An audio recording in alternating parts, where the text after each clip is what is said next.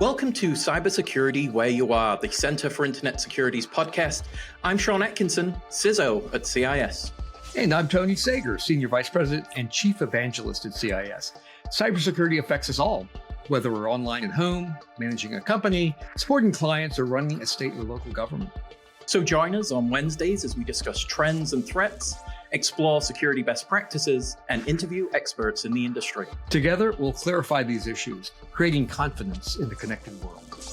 Hello and welcome to the show, Cybersecurity Where You Are. I'm Sean Atkinson, CISO here at the Center for Internet Security, joined by the host with the most, the Hall of Famer, the difference maker, Mr. Tony Sager. Tony, how are you, sir? Great, Sean, and it's great to be back with you.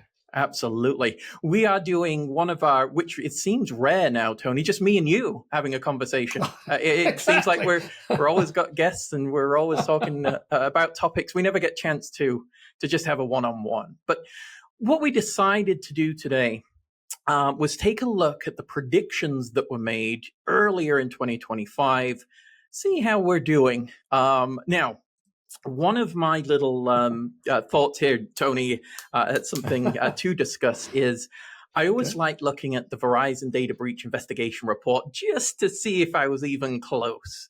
And we've got some interesting input there. And obviously we have, input data elements into such a phenomenal product. Big shout out over there to the Verizon data breach investigation report team. Phil Langlois, a member of the CIS family, him and his team do such phenomenal work. Gives us really an idea, Tony, of whether these predictions are either coming true or maybe they need to maturate for the rest of the year to see true fruition. Sure. Yeah, predictions always come true. It's just you never know when, though. Exactly. So there's a certain danger in it. But going back to a source like Verizon, again, good partners of ours for over a decade now. And they're number one on my recommended list for folks who are trying to get a sense for what's happening in the industry. So lots of data, lots of great analysis, good writing. There's no better place to start. And maybe it'll both enlighten and occasionally humble us in terms of what the data shows. Exactly. So, Tony, if it's all right with you, I'm going to go to what we published. So this was the 12 CIS experts cybersecurity predictions for 2025. What I call it, I rename it. I say 11 security experts and Sean for 2020. Just thrown it, just for fun. But we had on that particular blog post and material that was provided, Marcy Andino, a VP here at CIS. She had really focused on generative artificial intelligence, where she was looking at it being a vector to improve both velocity and veracity necessarily of phishing campaigns and the utility necessarily from an adversarial perspective. She also goes on to say that it's not all bad. We can use it for good as well, as we're using it internally. And she's also talking about a very interesting topic, one we've talked to John Cohen multiple times, him and his team doing phenomenal work in the multidimensional threat space.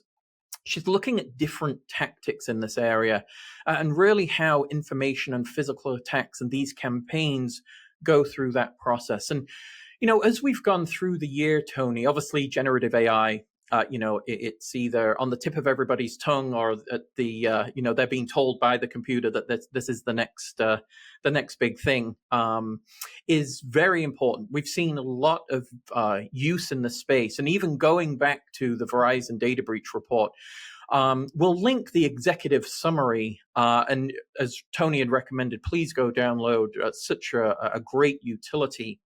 But one of the things that I found very interesting with this is in that report, it breaks down service and the utility that have started to be seen from an internal perspective. But it also added this particular element that I thought was very, very interesting about the number of non-corporate emails utilizing generative AI for maybe corporate use as well. So maybe it's not improved internally, but I'm going to bypass that and use it anyway, but use a personal account. Got to be so careful in this space with data loss and exposure, specifically what we're, generatively creating or asking questions about what type of data we're putting in that space. So I thought that was a very interesting perspective that Verizon had taken with that assessment.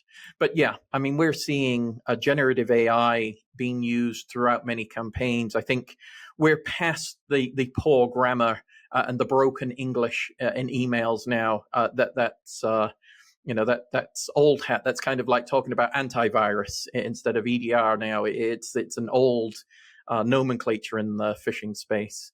Any thoughts there, Tony? Oh, I mean, it's hard to imagine a more direct and useful use case for generative AI than the creation of phishing emails. And in the case of where you have, and we've seen lots of them that have no information about the target, right? They're sort of blind things, and or their attempt to target in a very vague way. Here's the invoice for your recent purchase of McAfee, right? They'll pick on, or here's your cancellation of your account at Amazon, right? They don't know that the potential victim has that account, but the odds are pretty good. So these are just kind of spray and pray and hope that these things work. But this idea of taking whatever information you have and then being able to more finely target the context of the potential victims, and to be able to do that essentially, automatically, is just incredibly powerful. And it's one of the ironic things that you have to deal with, Sean, is that if you look at the emergence of both new technology and the management of risk, but also, you've heard me say this before, if you want to study capitalism, you don't study the good guys, you study the bad guys. There's a certain, because their objectives are clear, there's a certain Darwinian efficiency, right? Who's the cheapest provider? Why would I build a tool when I could rent time on a tool? Why did I do recon if I could just buy it? And so you see this kind of natural specialization in the hunt for efficiency, right? Because there's a very clear economic model here of either disruption or theft or whatever's going on. So you see quicker adoption of both technology and ideas. And bad guys, they don't worry so much about those pesky policies that your group puts out, and they're not too worried about data commingling or dealing with oversight and compliance. Imagine all that. And so their ability to adapt really quickly, is just it's not surprising, but the scale of it is just startling. And so that's what they're going to do. And Marcy's point that we're going to see that makes sense because it's just such a natural use case for it. And on the flip side, she's right. I mean, not all is lost here. That and I think this will probably come up. I know it came up in multiple predictions, but you and I both know there is so much overwhelming grunt work in defense of just getting data from A to B and correlating C, D, and F, and kind of moving, observing, matching, all this work that mostly, the great integration engine of cyber defense is you poor human beings. I mean, we overwork them to the point of ridiculousness, and so the ability to do that at greater scale, greater automation, it's really been a need for decades in cybersecurity. So we've explored a lot of those ideas internally, and of course, many across the industry have done the same. So yeah, but adoption will, I think, always be slower on the defensive side for lots of reasons. Right? We're not going to abandon oversight and compliance. We're not going to get rid of policies, but we also have to recognize that that's another part of the risk equation. So some of us, grew up in a world where we said, hey, the government's going to use new technology. We can add an extra year to the timeline so we can study it to make sure that's safe to use. Well, that's an entire refresh cycle now in the industry, right? No one's waiting a year for government wonks to tell them that a new piece of tech is safe. So if you are slow in adoption, you're maybe dealing with one risk, the risk that there's flaws in software or whatever that you're trying to deal with, but you're now taking on a different risk, the risk of the rapid turnover of technology, the inability to quickly put in place new defenses or access to new information that would improve your current defenses. So there's no free lunch in any of this business here, and I think, but it is fascinating to watch the generative AI stuff play out because it sort of brings it all into kind of a nice, neat discussion. It certainly does. It certainly does, and it's easy to opine on some of those elements as well, where we really trying to push a narrative of being agile in the space as well to react in time. But as you mentioned, Tony, some of the limitations that risk governance and control strategy puts onto defender capability and adaptation and even adaptation to this underlying threat environment, it incurs a need for potentially shifting approaches in terms of how we assess. And it really goes into one of my predictions here was this element of supply chain risk management, where we've talked, Tony, about the shift left element. And we know CISA has put out a number of articles and some thought leadership in that space of how we move to reduce vulnerability in the, as a root cause, leading to what Verizon data breach talks about 30% from both third party, including software vulnerability, as part of what they've seen in their attacks in their report. What it leads us to is really trying to move between having to create such a robust control program on the implementation is let's move that requirement backward, as it were, to the original equipment manufacturing, the software development, the deployers of the software. So necessarily our velocity can increase because we know we can utilize certain capabilities without incurring kind of this vulnerability debt when we install and utilize such technologies. It may help us react to the attacker's use of a capability versus a need to have all of these controls, because partly, there's certain vendor due diligence and alignment to better controls that potentially is needed. No, I think, and of course you live this challenge every day, Sean, in your work as a CISO here, and I think, one of the things that strikes me about your points, which are on the money, is that you have to think of this as a dynamic risk problem, right? Again, an older model said, we will study the technology, we will vet the vendor, right? We'll take a lot of time and money and control in order to have greater confidence in the things that we do. And that makes sense if you have lots of time, lots of money, and lots of control of the environment. And in today's world, we have none of those three. Right? We don't have enough money or time or control of the environment. And so we're accepting risk. And you want to be able to manage that intelligently. And I think one thing that's often missing is the flip side of the equation, right? The adversary's risk. So they have their own risk model, which is a different one than the defenders. And they want to have some level of confidence in what they're going to do also. So I'm going to cartoon it a bit here, but I wrote a thought piece once on that I shared with the DoD. And by the way, I got laughed out of the room, but I was right. Just to let you know, I said, I just proposed a thought piece. Imagine if the Defense Department was a nimble adopter of technology, right? Could quickly take what's happening in the market and bring it into place, quickly be able to reconfigure our systems, quickly be able to know what we have and move things in and out of the environment. You actually create a tremendous problem for the adversary because they have to do reconnaissance. They have to spend money to create technology, to do the implanting on your network, to create an infrastructure right inside your network. And so dynamic change by the defender affects the risk that the adversary is willing to take on. And so you have to think of that. I said I wasn't proposing that will ever happen, but it was, I thought, worthwhile as a thought experiment to say, if we could do more things under our control when we choose, could we choose them in a way to raise adversary uncertainty? Because they don't like uncertainty either, right? They want to know that if they, use up a hard to find expensive 0 day in a complex set of tools that are wrapped in a complex set of tools that they had to develop, they want to have pretty high certainty it's going to work.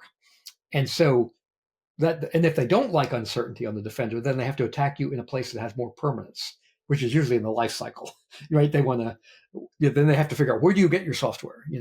If it's going to change, I want to get to the source before it changes, so I can. Anyway, so this idea of thinking of risk as a two-sided thing and dynamically, that's what you expressed. So you have one enterprise's supply chain problem that you're trying to manage, but you, from a kind of a national perspective, you want to say, what I want is a environment where I can lower the cost and the time to access a new supplier. And I don't want to spend a year figuring out how to vet and apply a new, because you've just created a different risk, right? The risk that you're now driving up your business costs or other things. So you're, this is what you live, right? I think you have a meeting today on this topic of managing risk, both of security and for the business, and to be able to say, I could demand another 6 months of study so I feel better about it, but maybe I've driven my risk to a place that it's no longer visible to me, and that's not good, right? Maybe I'd be better with a more agile, repeatable, quickly be able to change suppliers, with a well-defined set of requirements, and I've designed my enterprise to be agile, right, for new suppliers to come and go. You have created a tremendous problem for adversaries, for lots of classes of attacks, not all attacks. And so I think, looking at it holistically, as a complex risk problem with dynamics is something we have not gotten to, I don't think, yet in the industry. And yet, by the way, these are really hard problems that we're struggling with. But there are none of these problems are ones that we can solve on our own as an enterprise, or that anybody else can. These are really systemic kind of issues here. But I think I know you've lived these problems of how much effort, how much control can I assert over my suppliers without causing problems elsewhere, right? The balloon starts expanding over in this direction or that direction, and that is, that's one of the beautiful things that will keep risk engineers going for years, I think. Exactly. Where our friends over at Sierra will help us analyze and use a data-driven approach to assess that risk. I think that's right. Yeah. Yeah. The gut feeling is certainly not cutting it for us. Exactly. Well, let's take a quick break, Tony. And when we come back, I want to talk about some of the other predictions going through zero trust, IT/OT, some elements of quantum here. And again, we've overemphasized some of the AI pieces, but some interesting approaches. Let's take a quick break, and we'll be right back.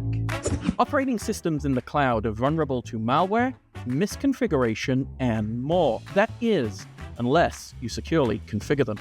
Enter the CIS hardened images. These virtual machine images come pre-hardened to the CIS benchmarks, providing built-in security and compliance you can trust.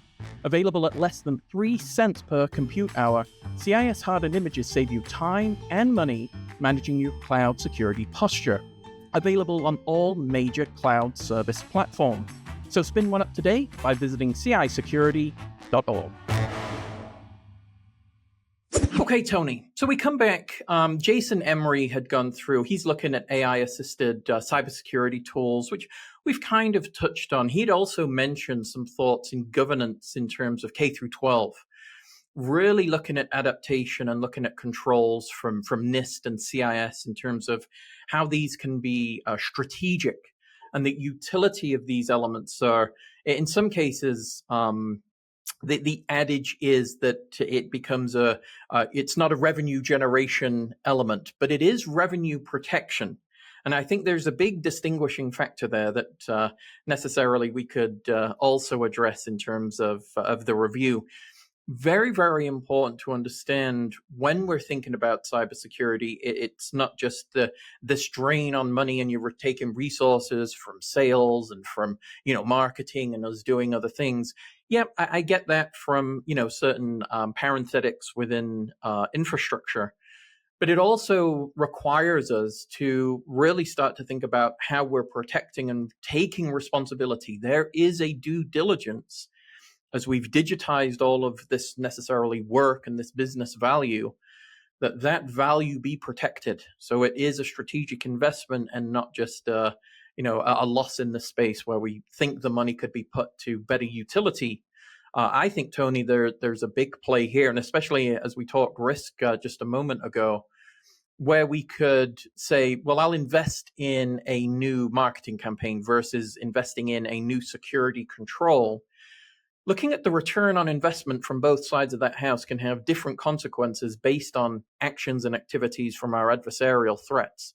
And without taking that into consideration from a financial or budgeting perspective, I think is maybe looking at the problem in the wrong way and looking, maybe opening our eyes to these types of risks, which we've talked about are true business risks, not just a technology or it's a security risk, nothing to do with how we run the business.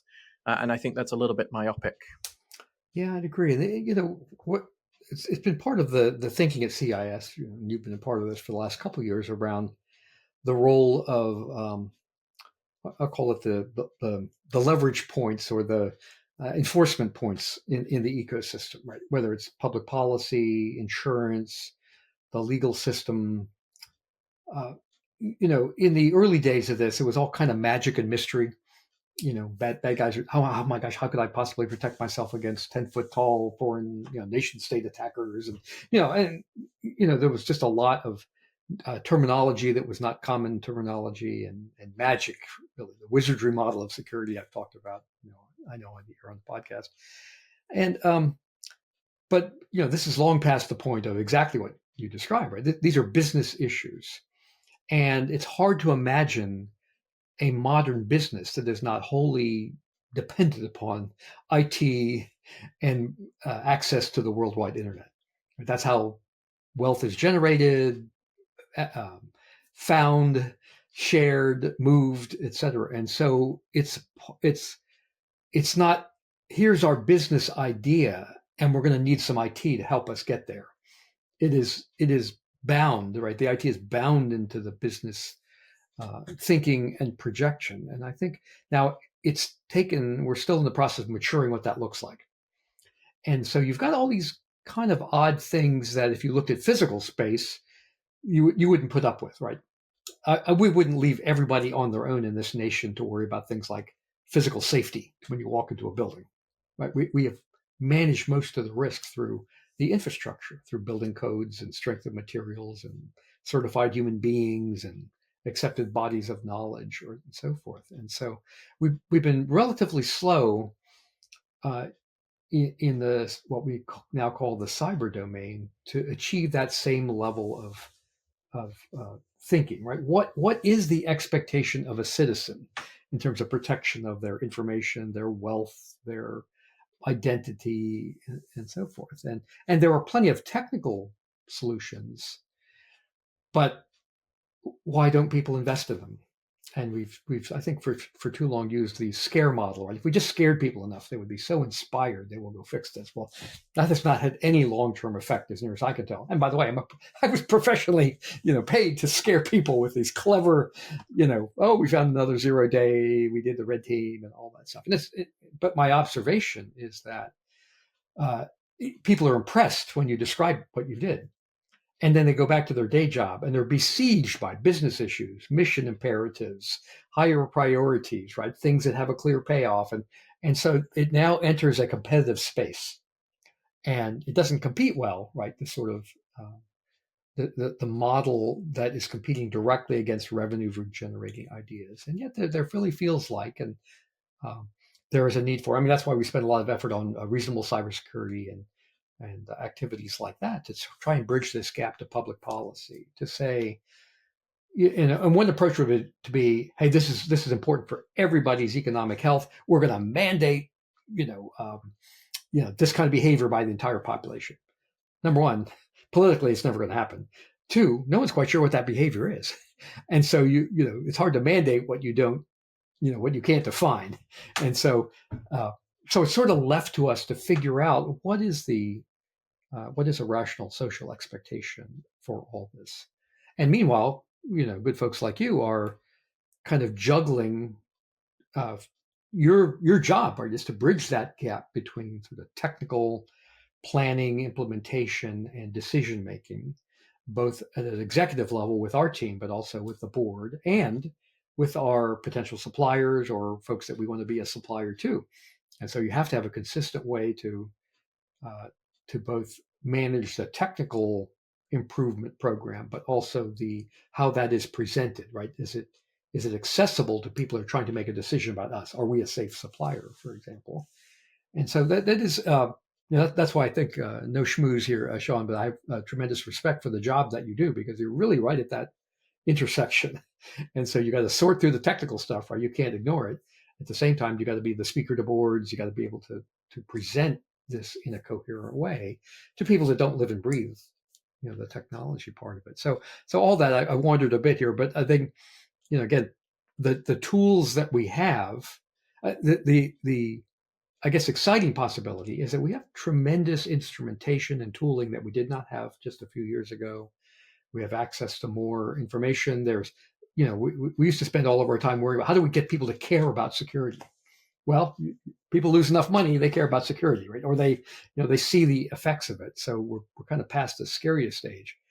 But I do think this now crafting, how do we turn this into something where we know how a lot of the risk is managed without asking everyone to be an expert in it is really we're still running short of that, I think, and that is why we built relationships. You mentioned CIRA, the Society of Information Risk Analysts, friends of CIS, and so we've reached out to other parties who are thinking of this maybe more quantitatively, maybe more in the context of business decision making, like the NACD or folks like that, and I think that's a really important part of it is that we have to reach out to places like that because they are grappling with these problems, whether they know about folks like us or not. So better for us to try and bridge that gap than leave it there and hope for the best. Completely agree. Well, Tony, we only got through a few predictions. Those were, I think, although the way it leads to me, I'll go through some of the other ones really quickly as we conclude this. But I think, Tony, the reason why I say I think a lot of what has been discussed is really aligned to those predictions having an element of accuracy. Now, if they're 100%, they're very much aligned with a narrative. And just my experience at RSA this year gave that, similar thoughts in the space. So, we'll talk Don Freely, a VP of IT services who, is living in this space as well, looking at zero trust advances, looking at secure by design elements, that we talked about. We also talked to Stephen Jensen with respect to his prediction, and he's looking very much at IoT, how it's affecting data collection and management, and really thinking about those being attack vectors, avenues for attack, utilizing both the IoT from a consumer perspective, but also I think, if we went down the path of industrial IoT, really comes back to something Jason Emery had mentioned as well about this IT, OT, ICS convergence, where we're starting to see threat vectors in that space, and we see these become targets. And we're going through socio-political elements right now where these become kind of full frame. These are targets of opportunity for nation states, for alignment from hacktivism with respect to a religion, a state, a people, a country, an idea, a continent, those types of things. These become opportunities that we see that need protection. And so I think Jason and Stephen hit that out of the park with their thoughts. Angelo goes down a path, and it's very important, where we've seen both evangelization, which obviously I defer to the master on the call here, but he's really talking about awareness and really creating this culture of responsibility. And that's not done without an evangelization of why it matters. I mean, we've kind of talked about that, Tony, right? There's a risk proposition that we need to review. And I think it's very important to align to Angelo's thoughts here. He's looking at this being a baseline foundational element, as if we're not talking about the right things, being the first line of defense, creating the human firewall, as it were, that this empowers basically us to make decisions. We make them every day with every click of an email we take or a Slack message or whatever it happens to be. those permeate necessarily responsibility, because behind them, there's a whole plethora of technology, code, infrastructure that is either aligned and controlled or is vulnerable and risky. And with each click, it leads us down that path. And I don't know that we think about it that way, right? It was just a click on my computer, no big deal. But having an awareness that permeates this, a screen, naturally goes back to how it has an influence on business, I think is very important. Yeah, I think, I've had, I'll say mixed feelings about the whole awareness activity over the history of the business, right? That, and I pardon my grammar, I will often say we're not going to awareness our way out of this problem. Yet it is an essential part of any activity to, when you look at camp, and I know these are bumper stickery things, but remember Ford, quality is job one, and things like that, right? It was both a message to the world, but it's a message to the workforce that everyone has an impact on the quality of the product that comes out of the company, and everyone's reputation, right? Our reputation as professionals is tied to the quality of the product here. And so this idea of security as something really important. So if people were sloppy with our accounting, or our handling of our cash, or our invoicing, that's unacceptable behavior. You could not allow that inside the company. And yet, so can one person stop every phishing? No, but they can do their part. And it's important to ask them to do that part. What you have to do, my point was always, you want to design technology in parallel with human awareness so that good choices are easy to make, bad choices are hard to make, and that we can take advantage of what people do. I mean, I know it's historically ancient, but going back to the cuckoo's head, right? Where it was, for all the technology involved, it came down to a single determined human being who saw some anomaly that was written off by other human beings as unimportant, but they couldn't stand to leave it. And so they doggedly, and so there's no replacement for that human sensor, for that, for that. Humans are capable of incredible, pattern matching that we haven't yet seen out of machines, and intuition and determination that's just, it's part and parcel of being a human. So I think there's a notion of how important that is. Again, there is no business, including ours, that exists without a core of IT and security around which the entire thing revolves. And so we have to deal with that. But let me offer, and it was a great summary of all the things that we saw in there. And I guess what I would take away, Sean, as we wrap up, is that, if you look at our tagline, right, confidence in a connected world. And it's a nice thing that says good things, and we still use it. And I'm a fan, but we thought of connected. We were thinking primarily, frankly, of technology and the internet. We're connected, right? And that's a neat thing, and it's all good.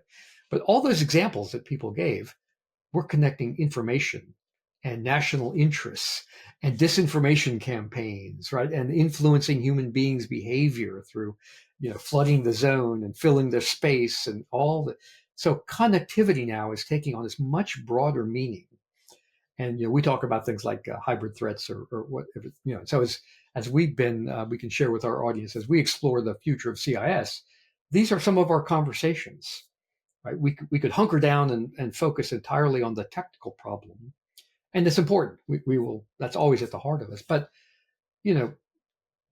attackers use technology not to attack other technology, but to achieve goals like threat and influence and espionage and all that kind of stuff. And so the ability to connect the intentions through technology to achieve an effect and back again is at the heart of what defense is evolving to become. And so we have to figure out what role can we play there uniquely. So I heard a lot of great ideas from people in the prediction space, which was around all those. And so I think for me that does that say, I think what we need to do is kind of rethink what connected means to CIS, right? As we chart our way forward, because the world is connecting in different ways than it ever has previously. Agreed. Fantastic. Well, Tony, we got halfway through the list. So I think our next challenge Got is it. to come back and do the other half of the list, starting with Lee Myers, our Senior Director of Security Ops. But we'll conclude today. If you want to hear the next part or the second part of this particular series here, looking at our 12 predictions, we've been through 6. Reach out to podcast@cisecurity.org. Make sure to catch us on YouTube at The CI Security. We're dropping episodes every Wednesday, so make sure to sign up for episodes like this and much, much more. We'll talk to you soon. Thank you for listening to the podcast today. The thoughts and opinions expressed by our podcast guests are solely theirs and do not necessarily reflect those of CIS. Tune in on Wednesdays for a new episode. And in the meantime, visit our website at cisecurity.org. Together, we'll continue our efforts of creating confidence in the connected world.